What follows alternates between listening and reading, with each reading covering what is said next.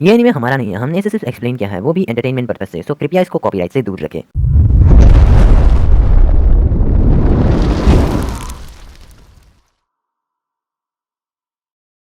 तो पिछले एपिसोड में हमने देखा कि साकुरा और लेडी चियो टीम अप करके सासुरे के उस हीरू को पपेट को तोड़ देते हैं। अब आगे तो पहले सीन में हम देखते हैं कि साकुरा के उस हीरू को पपेट को तोड़ते ही अंदर मौजूद असली वाला सासोरी उन दोनों से थोड़ी दूर जाकर खड़ा हो जाता है। उसके दूर जाते ही लेडी चियो बोलती है, 20 साल तुम्हारे चेहरा देखने के लिए मैंने 20 साल इंतजार किया है सासोरी, अब दिखा ही दो अपना चेहरा।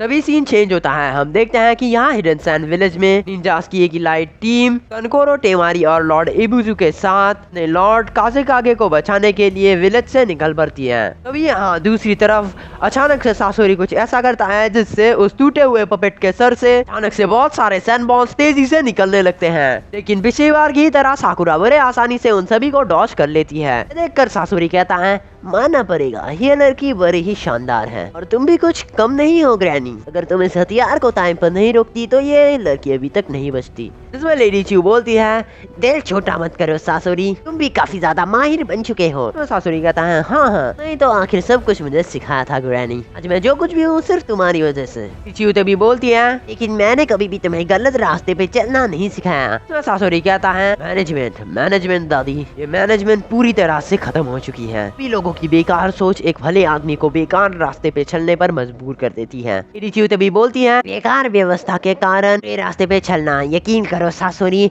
ये बात तुम्हें मिलाकर मैं कई लोगों से पहले भी सुन चुकी हूँ। सासुरी कहता है, मुझे तुम इतनी आसानी से हरा दो कि तुम्हें ऐसा लगता है मेरे बारे में तुम कुछ भी नहीं जानती। ये बोलकर सासुरी अपना मास्क या वो जो भी कुछ पहन रहा था वो कपड़ा हटा देता है। सासुरी का चेहरा देखकर लेडी चियो की आंखें फटी की फटी रह जाती है। पूरा कहती है, लेडी चियो क्या यही सासुरी है? तो लेडी चियो कहती है, आखिर ऐसा कैसे हो सकता है, कुछ समझ नहीं पा रही हूँ, तुम्हारा चेहरा तो बिल्कुल वैसा का वैसा ही है, तुम बदले क्यों नहीं, बड़े कैसे नहीं हुए? पूरा कहती है, लेडी चियो सासुरी ने 20 साल पहले ही विलेज छोड़ा था और ये बात आप ही ने हमें बताई थी, तो अभी इतना जवान कैसे हो सकता है? लेडी चियो सासुरी का चेहरा घूरते ही जा रही है, जो देखकर सासुरी कहता है, क्या हुआ ग्रैनी, आखिर इतने समय बाद देख रहे हो, रोने का मन तो नहीं कर रहा तुम्हें? लेडी चियो बोलती है, सासुरी ये तुमने आखिर कैसे किया? तुम्हें सासुरी कहता है, चिंता मत करो, जान जाओगी तुम बहुत जल्द, लेकिन सच कहूँ तो मुझे तुम्हें कुछ दिखाना है, बहुत ही खास चीज, मेरी मास्टरपीस देखना चाहोगी? यकीन मानो बोलती बंद हो जाएगी तुम्हारी। ये बोलने के बाद सासुरी एक स्क्रोल निकालता है और उसके बाद वो एक पपेट को फिर से समन करता है, जो देखकर लेडी चियो की बोलती सच में बंद हो जाती है। लेडी चियो बोलती है, नामुमकिन, ऐसा नहीं हो सकता। तो साकुरा बोलती है, क्या नहीं हो सकता लेडी चियो? लेडी चियो कहती है, ये इंसानी पपेट और कोई नहीं, दरअसल हमारे थर्ड काजेकागे हैं। तो सुनकर साकुरा बिल्कुल चौंक जाती है। वो बोलती है, क्या थर्ड काजेकागे? सासुरी तभी बोलता है, कैसा लगा इसे देखकर दादी, आखिर कुछ पुराने बातें तो तुम्हें याद आ ही गई होगी है ना? तो साकुरा कहती है, मैं भी तो कुछ समझी नहीं लेडी चियो। तो लेडी चियो कहती है, हमारे विलेज के थर्ड काजेकागे और पूरे हिडन सैंड विलेज के सबसे ताकतवर योद्धा अचानक कहीं पर गायब हो गए। हमने उन्हें हर जगह पर ढूंढा पर वो कहीं नहीं मिले। वो सच में सभी काजेकागे में से सबसे ताकतवर थे, लेकिन वो तुम थे।